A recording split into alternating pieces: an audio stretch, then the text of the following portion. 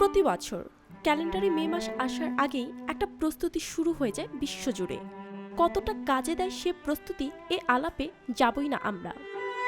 বিশ্বের ৮০টি দেশে পালিত হওয়া জাতীয় ছুটির দিনটির প্রতিপাদ্য কিংবা ইতিহাস যাই হোক, এই প্রজন্ম দিনটিকে চেনে কেবলই ছুটির দিন হিসেবে। দিনটির নাম আন্তর্জাতিক শ্রমিক দিবস।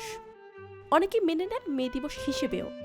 আজকাল দিবস এলেই অনেকে স্বস্তির দম ফেলেন, কারণ আরও একটা ছুটির দিন এলো বলে।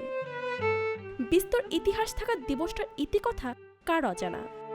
সেই 1886 সাল আমেরিকার শিকাগো শহরে এক মার্কেটের ম্যাসাকার শহীদদের আত্মত্যাগকে স্মরণ করে পালিত হয় এই মে দিবসটি।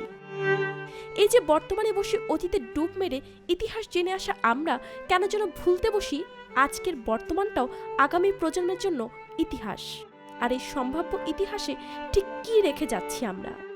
গোটা কয়েক টকশো, আলোচনা, তহবিল পাস আদৌ কি কোনো পরিবর্তন আনে? চাই পরিকল্পনার ইতিবাচক বাস্তবায়ন। ইতিহাস তারা জানেন না, কিন্তু প্রতিনিয়ত গেঁথেই যাচ্ছেন নতুন ইতিহাসের গোড়াপত্তন। এই এক একটা শ্রমিকই আমাদের নতুন ইতিহাস। চোখের সামনে প্রতিনিয়তই কোনো না কোনো শ্রমিকদের ত্যাগ আমরা দেখেই যাচ্ছি।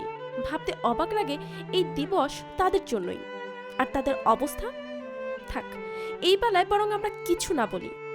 যাদের নিয়ে এই দিবস, তাদের নিয়ে কথোপকথনে কতটা তারা জানেন সে প্রসঙ্গেও বরং না যাই আমরা। শুকনো কথার ফুলছুরি আর আশ্বাস হয়তো এই 2024 সালের জন্য যথেষ্ট নয়। কথার উপর কেবল কথা সিলিং না ছুঁয়ে যেন ছুঁয়ে যায় শর্ত পূরণের বার্তায়। শ্রমিক দিবসে আমাদের প্রত্যাশাও থাকবে এমনটাই।